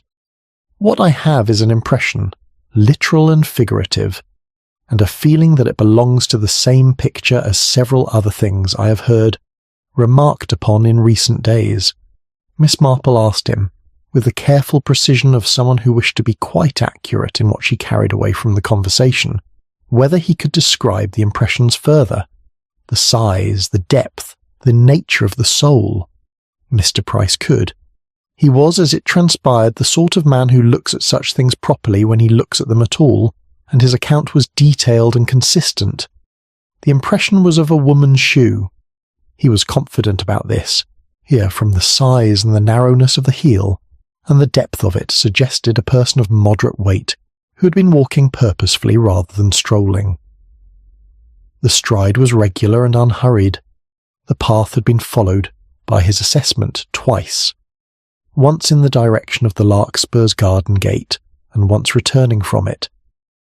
The interval he could not specify with confidence, but he thought it had not been long. Miss Marple thanked him with the sincerity she always felt toward people who provided her with exactly the information she needed, without having been asked for it, which was in some ways the most useful kind. She continued on her walk with the impression of their conversation sitting in her mind alongside everything else she had accumulated, and she turned the pieces with the quiet patience of a woman doing a complicated piece of needlework in poor light, not hurrying, not forcing, but working by feel and experience toward the point where the pattern would declare itself. She turned into the lane that led past the back of the church and walked its length at her usual pace. The verge, she observed, was recovered from the rain now, the soft earth dried and firmed by several days of subsequent weather. There was nothing to be read there, but the path itself was as Mr. Price had described it, narrow at the point where it approached the Larkspur's garden gate, with sufficient softness in the verge even now to take a clear impression, she thought, after a day's rain, and the gate itself was of the simple, unlatched variety that required only a hand on the bar to open. Thus she stood for a moment at the point where the path met the gate, and looked at the window that faced this side of the building. It was a ground-floor window. It was, she noted, positioned at exactly the height and angle that a person outside standing at the garden gate might have reached, if the window were unlatched and if the person outside had some reason for wishing to enter, or to leave something, or to verify something, without being observed from the high road. She did not linger. Lingering would have been conspicuous, and conspicuousness was something she avoided as a matter of principle when she was attending to anything that mattered. She continued along the path and returned by the high road, and she was home and back at her desk before 10 o'clock. She opened her notebook and sat with it for a time without writing anything. What she was doing was arranging, placing each piece in its proper relation to the others, and looking at the arrangement to see whether it held or whether there were gaps, or whether what she had was sufficient to say something with the degree of confidence that she considered necessary before she said anything at all. The arrangement, when she looked at it honestly, held. It held not in the sense of proof. She was quite clear in her own mind that what she had was not proof, and she would not have called it that, but in the sense of a coherent account, a sequence of events that was internally consistent, that connected the individual observations into a single picture, and that pointed in one direction without requiring anything improbable. Mrs. Fiske had known that Miss Harcourt was returning. The letter, kept for 15 years and brought back across the sea, suggested that some prior communication had passed between them, or at least that Miss Harcourt had maintained an expectation of returning to something unresolved. The gathering at Bramblewick Cottage had been arranged with care. The tea had been managed with a particularity that went beyond the requirements of ordinary hospitality. Miss Harcourt's cup had been cooler than the others, its steam thinner, its preparation distinct. The pot had borne the pale trace of something introduced, and then mostly dispersed. Mrs. Fiske had attended to the kitchen more than once during the visit, and had felt the need to explain this to Miss Marple at considerable length.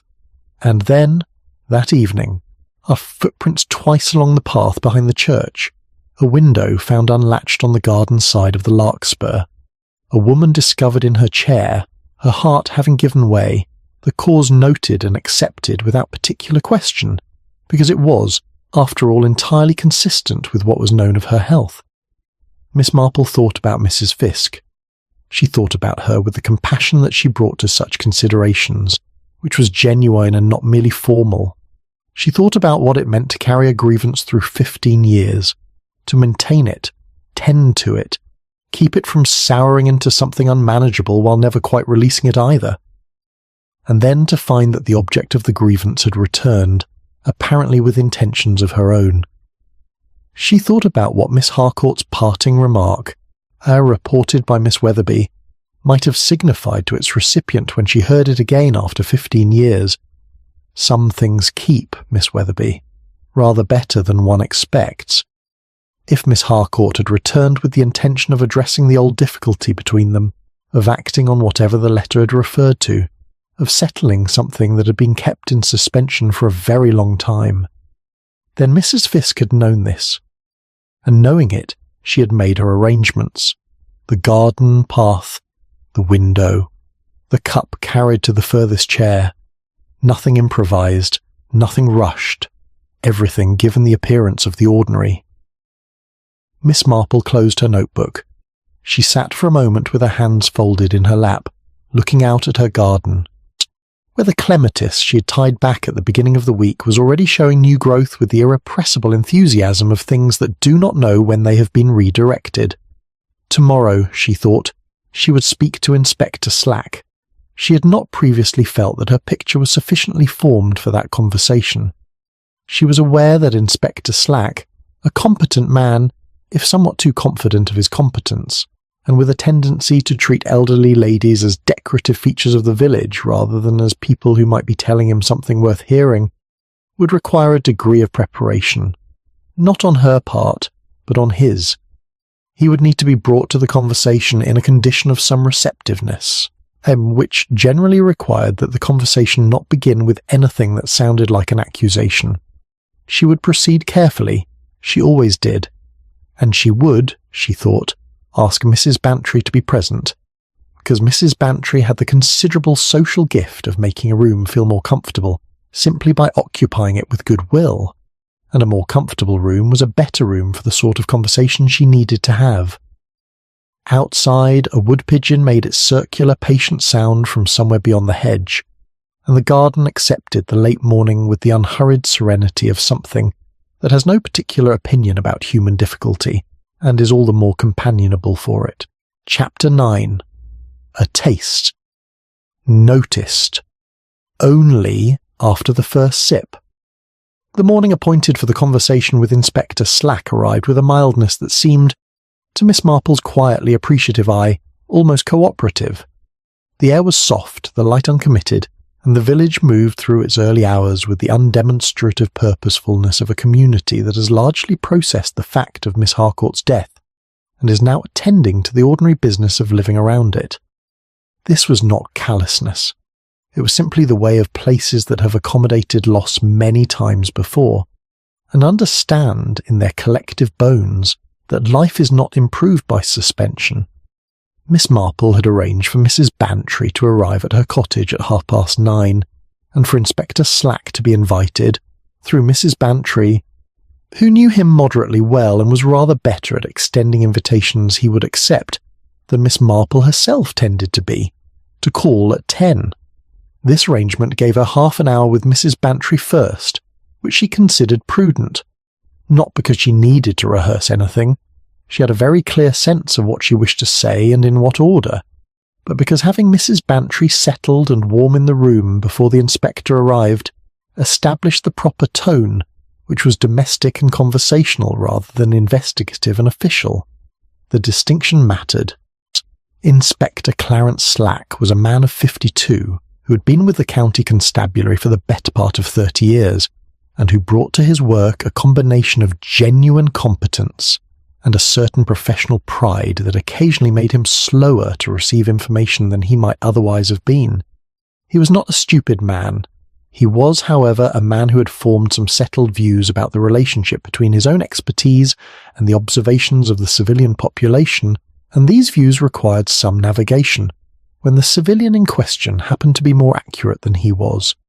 He arrived at 3 minutes past 10, having been slightly detained, he explained, by a matter in the village that had required his attention, and which he described in the brief, satisfied terms of a man who has resolved something.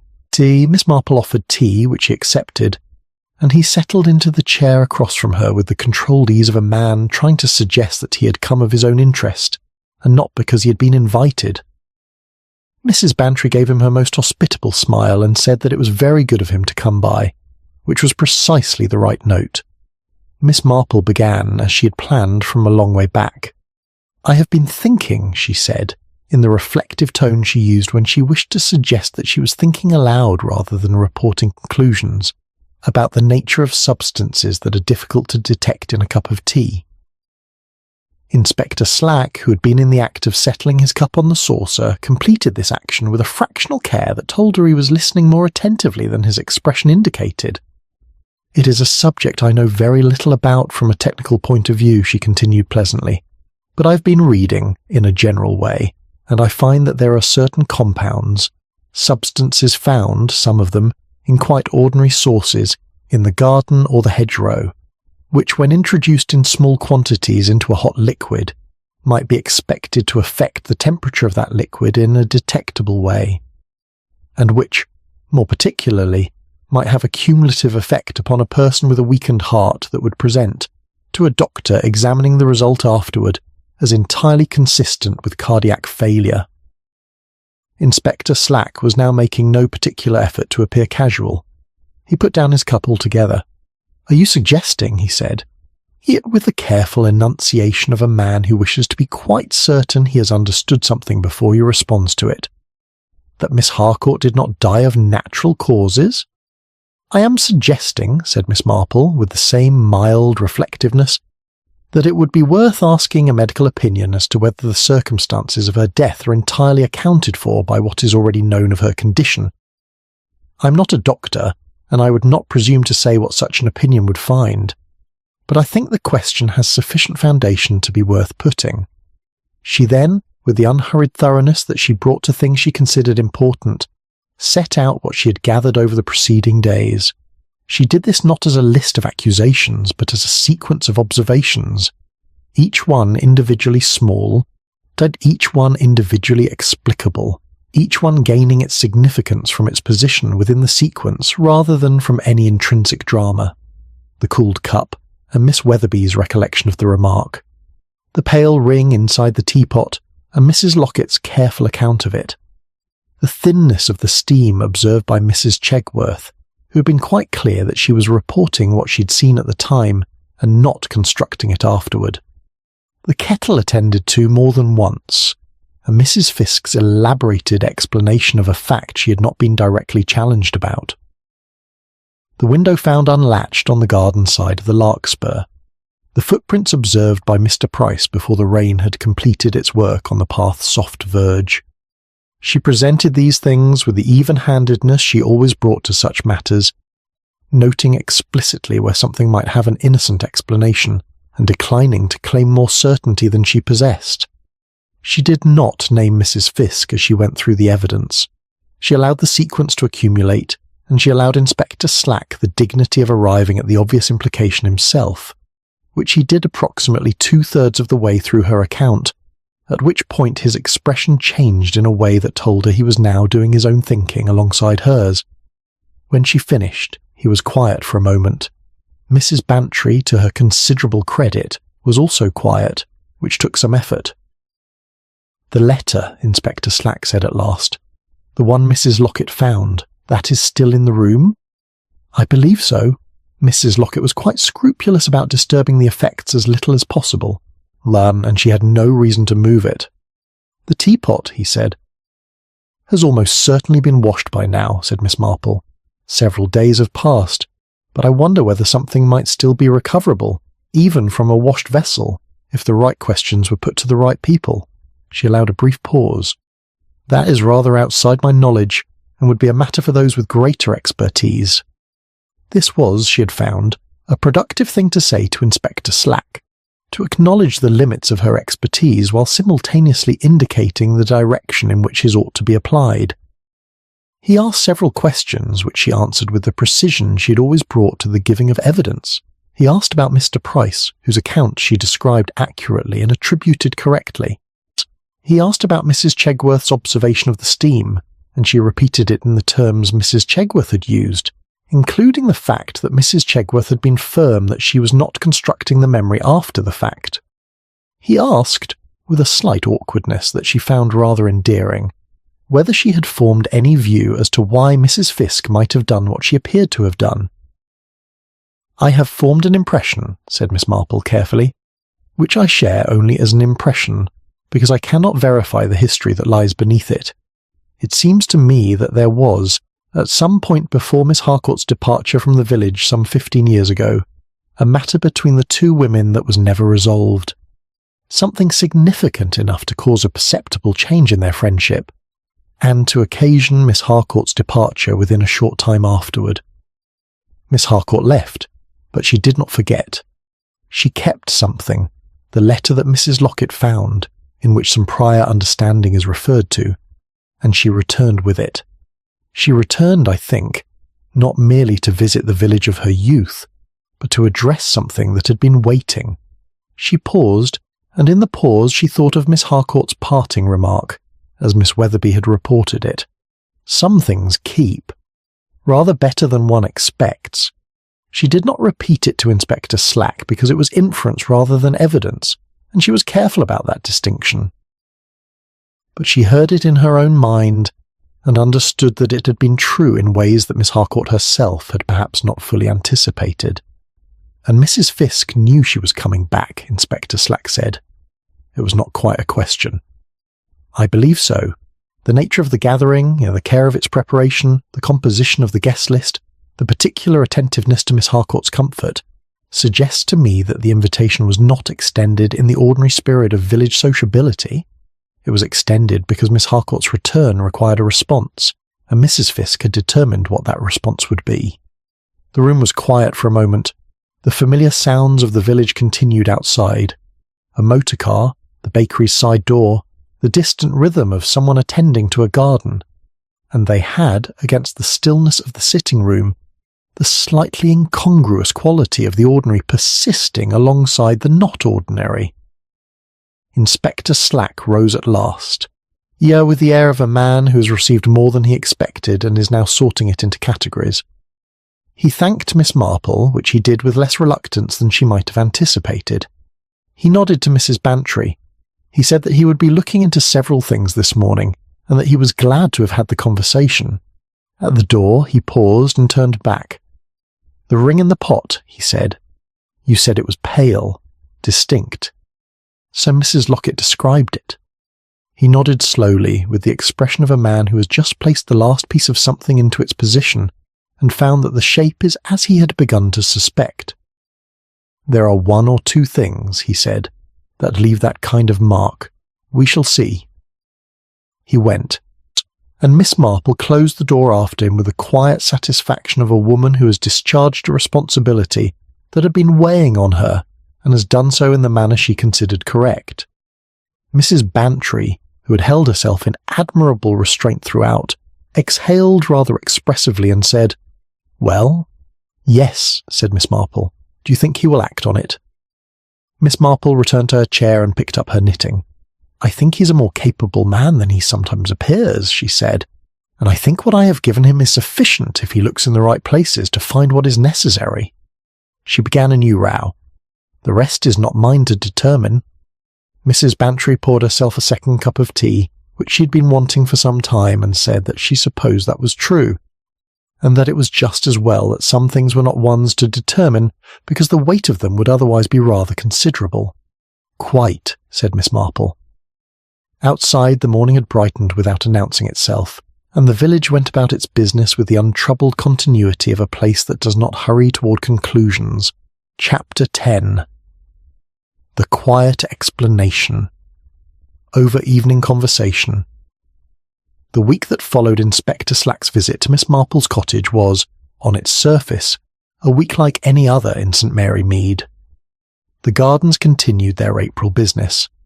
The post arrived at its accustomed hour. The bakers ran short of the brown loaf on Thursday, as it occasionally did, and Mrs. Henley apologised to 3 separate customers with the cheerful resignation of a woman long reconciled to the unpredictability of demand. The village did not hold its breath, because villages do not, as a rule, hold their breath. They breathe on steadily, with the practised composure of places that have seen a great many things come and go without being fundamentally altered by any of them.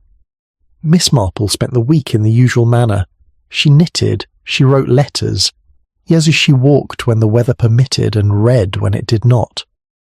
She did not call on anyone in particular, nor did she seek further information, because she had given what she had to give and understood that the next portion of the matter belonged to others. This required a certain discipline, not because she was impatient, for she was not, patience being among her most genuine qualities, but because the habit of attending closely to a thing is not easily set aside once it has been engaged, and the mind continues to turn what it has been given long after the occasion for turning has passed. She thought, in a quiet and unsensational way, about Mrs. Fiske. She thought about what it meant to carry something for 15 years, to maintain it in good order, to neither relinquish it nor act upon it, but simply to keep it with one through all the ordinary days that comprised a life. She'd known people who managed this, and she had always found it one of the more remarkable human capacities, for better or for worse in this case. But the capacity itself was not without a kind of terrible integrity. Mrs. Bantry came on Wednesday evening, having heard something from her own sources, and she and Miss Marple sat together in the sitting-room with a pot of tea between them, and the lamplight making the room very comfortable against the slight chill that had returned to the April evenings. Inspector Slack called on Mrs. Fiske on Monday, Mrs. Bantry said, accepting her cup with both hands in the manner she adopted on evenings when she required the warmth as much as the tea. Mrs. Tilling saw his car outside Bramblewick Cottage and mentioned it to Mrs. Chegworth, who mentioned it to me. He was there for the better part of an hour. Yes, said Miss Marple, and then yesterday apparently a man came down from the county. Someone from a different department, Mrs. Tilling thinks, though she was not close enough to the car to make out any markings. Mrs. Bantry paused. He also called at the Larkspur. He was there for rather longer. Miss Marple poured her own cup and said nothing, which Mrs. Bantry understood as neither confirmation nor denial, but as the particular quality of Miss Marple's silence that meant she was listening carefully. There is some talk in the village, Mrs. Bantry continued, with the slight delicacy of a woman who is reporting a fact rather than contributing to the phenomenon.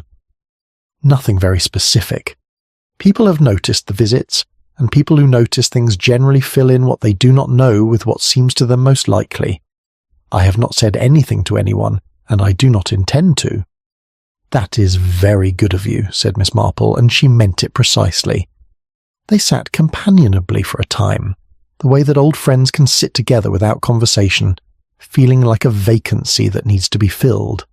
The fire, Mrs. Bantry had asked if she might light it, as her circulation had not been what it was since the previous winter, gave the room a warmth that was slightly in excess of the season's requirements, but which neither of them was inclined to object to.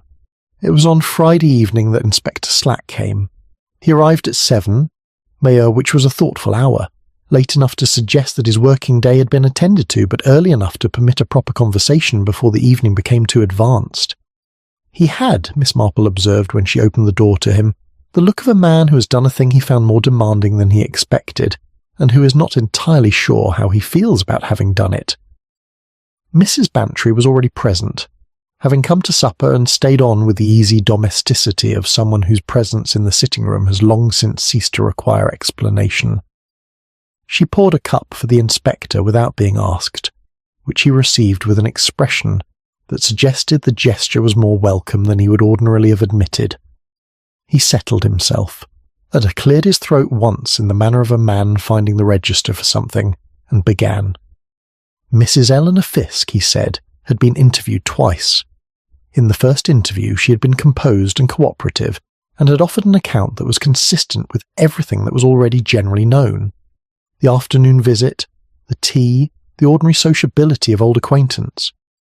In the second interview, conducted after certain preliminary inquiries had returned certain preliminary results, she had been rather less comfortable, and by the end of the second interview she had said considerably more than she had intended. Miss Marple received this without surprise. The pale ring in the teapot, Inspector Slack said, had been sufficient. He did not go into detail about the technical particulars, partly because he was not himself entirely certain of them, and partly because the sitting room at Miss Marple's cottage was not a place in which technical particulars seemed at home.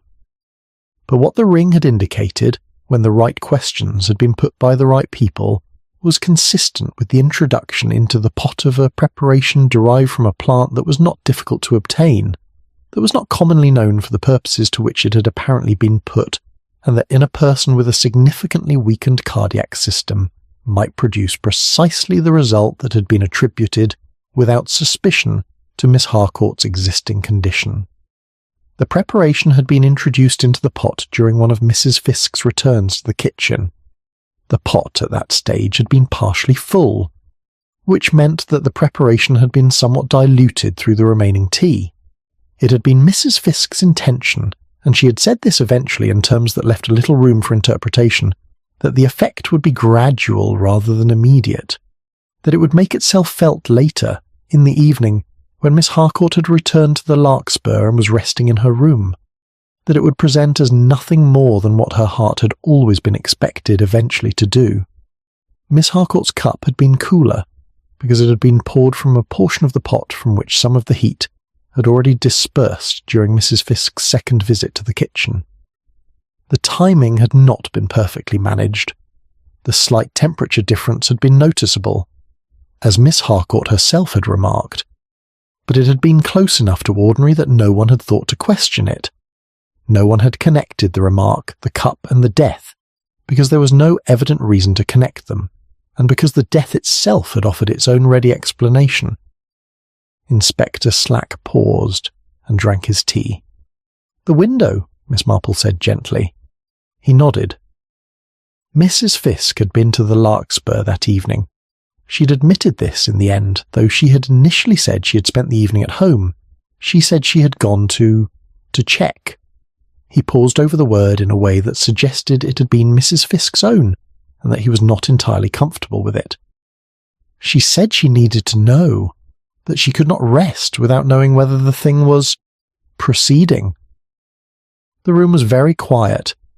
The fire had settled into a lower, steadier warmth. "And Miss Harcourt," Mrs. Bantry said carefully after a moment, was she already gone when Mrs. Fiske came? She was in her chair. She appeared, Mrs. Fiske said, to be asleep."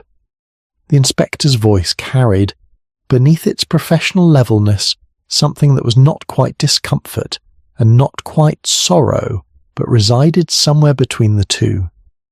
Mrs. Fiske did not go in. She looked through the window, and she returned the way she had come. Miss Marple looked at the fire for a moment. She thought of Miss Harcourt in the chair by the bed, composed as she had been throughout, as people who are practised at composure tend to remain even when composure is no longer strictly necessary. She thought of the letter, kept for 15 years and carried across the sea, now lying in the hands of people who would read all of it, and make of it what the law required. She thought about the old difficulty between the two women, and the man whose visits had preceded it, and the thing that had never been addressed, and never been released, and had instead been carried forward through 15 quiet years of ordinary days until it had arrived, in the form of a carefully arranged afternoon, at its conclusion. "The letter," she said. "Yes," said Inspector Slack. The letter was rather important in the end. It was from Mrs. Fisk, written some years before Miss Harcourt's departure. It referred to an arrangement that had been made between them concerning a sum of money, and a matter of some personal significance that I'm not in a position to describe in detail. He looked at Miss Marple with the expression of a man acknowledging a debt without quite naming it. It gave Mrs. Fisk a reason for not wanting Miss Harcourt to address it publicly, and it gave Miss Harcourt a reason for returning. Some things keep, said Miss Marple, almost to herself. Mrs. Bantry looked at her. I beg your pardon. Something Miss Harcourt said when she left the village. Long ago. Miss Marple set down her cup. She was rather right about that. Inspector Slack prepared to leave shortly afterward, and did so with rather more courtesy than was his custom, which Miss Marple attributed not to any change in character, but to the natural softening that occasionally occurs in a person who has found themselves saying difficult things in a warm room to someone who listened to them without judgment. At the door, he paused, as he had paused at the end of their previous conversation, and said that the matter would proceed as these matters did, and that he could not say more than that at present. Miss Marple said that she quite understood, and thanked him for coming, and meant both things. When she returned to